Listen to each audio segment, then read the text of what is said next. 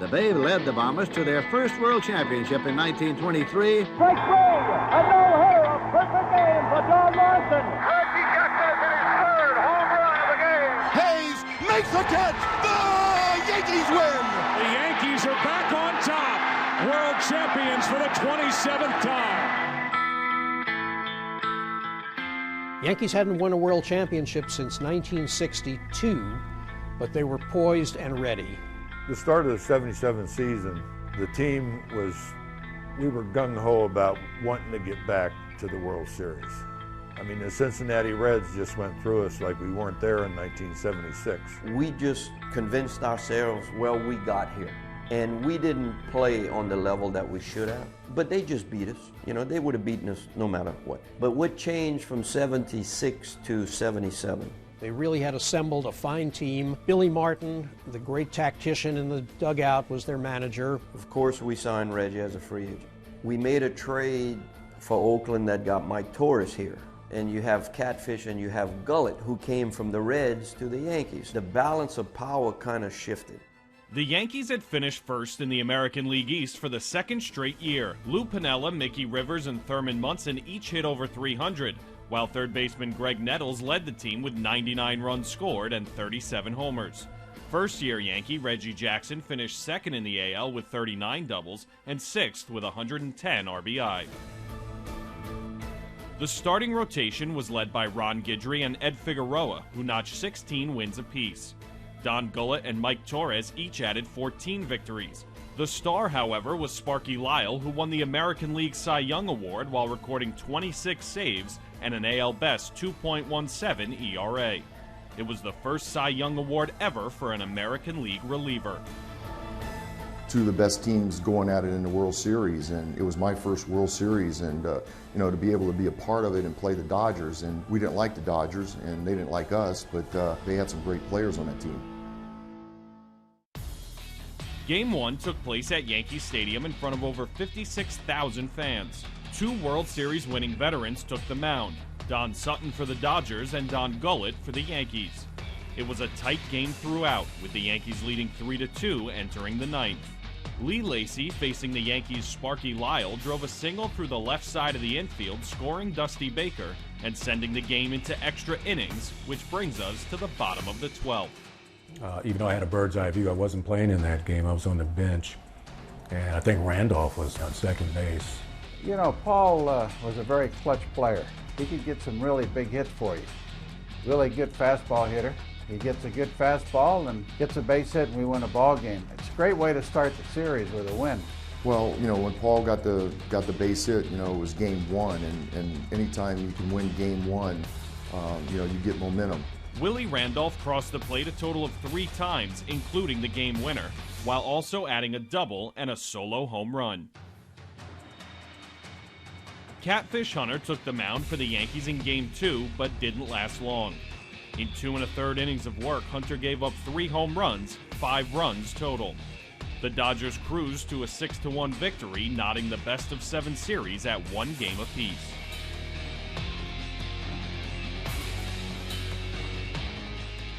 The Yankees kicked off Game 3 at Dodger Stadium with a huge 3-run first inning. You know, Dodgers had a great team as well, and that was a big game for us. I had a 3-0 lead at the time, and then Dusty Baker hit a 3-run home run with 2 outs to tie the game. And I was so mad at myself because I kind of hung the slider up a little bit, but I felt good about how I felt, and I told the guys, get me 1 more run, I'll hold them. They were not going to score anymore. In the 5th inning, Chris Chambliss drove home Reggie Jackson to put the Yanks up 5-3. Mike Torres would do the rest. A now confident Mike Torres has 10 outs in a row and 8 strikeouts as he faces Davey Lopes with 2 out in the last of the ninth. Lopes becomes the 9th strikeout victim, and Mike Torres, so instrumental in the Yankees' late season drive, wins another key game, 5-3. And the Yankees go ahead in the series 2-1. I had the 4th game, and that's a very pivotal game no matter what it is. Guidry was just dominating.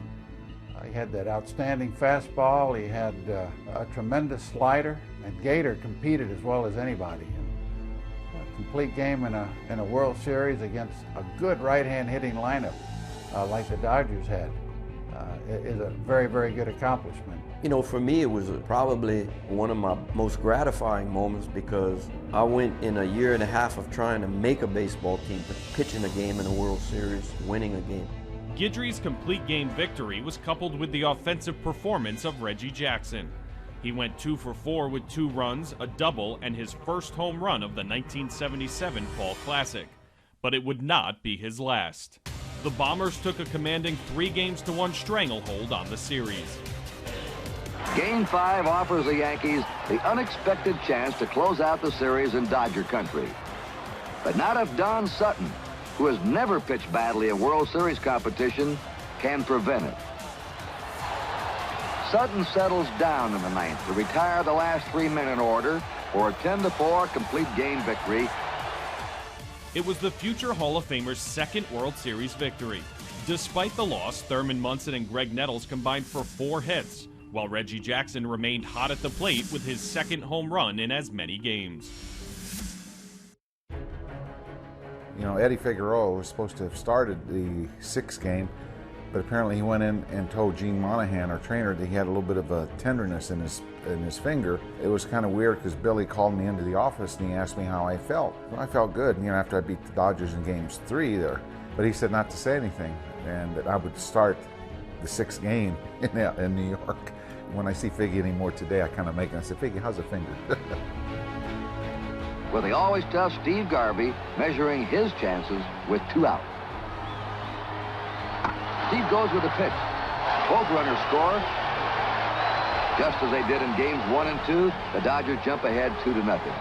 After a Chris Chambliss 2-run homer in the 2nd inning and a solo shot by Dodgers right fielder Reggie Smith in the 3rd, the game shifted to the 4th frame, with the Yankees trailing 3-2. Yeah, Reggie could rise up to the occasion. He loved the limelight, but he could perform in big moments. And certainly the 6th game of that World Series was a big moment. One swing, and Jackson hits it on a line into the right field stand. The Yankees seesaw back into a 4-3 lead. The fact that he'd homered in his last 2 swings in the 8th inning of Game 5 and here in Game 6 was at this point little more than a curiosity. And it's 5-3 in the 5th. Randolph on first, Elias Sosa pitching. With 2 swings, Jackson has 2 home runs. You're hoping he can do it again? Yeah, why can't he do it again? I mean, who would have thought that he would hit 2 in a row? It was surreal. It was like, hey, this is meant to be. It's his fate. He's got to be hitting another home run.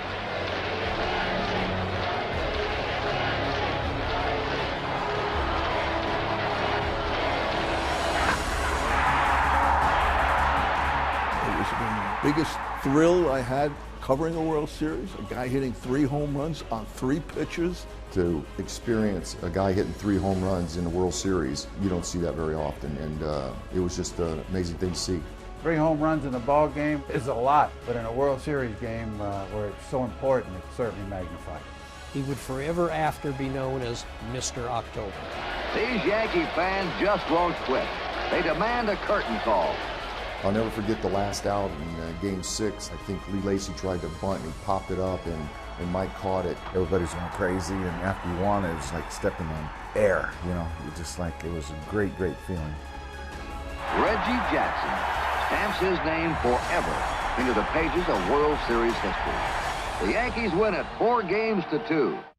Mike Torres pitched outstanding. He pitched outstanding for us all year, and especially down the stretch. You know, he won 2 big ball games for us. Sparky Lyle and Ron Guidry also recorded victories, as the 3 combined to allow 8 runs over 31 2/3 innings while striking out 24 Dodgers.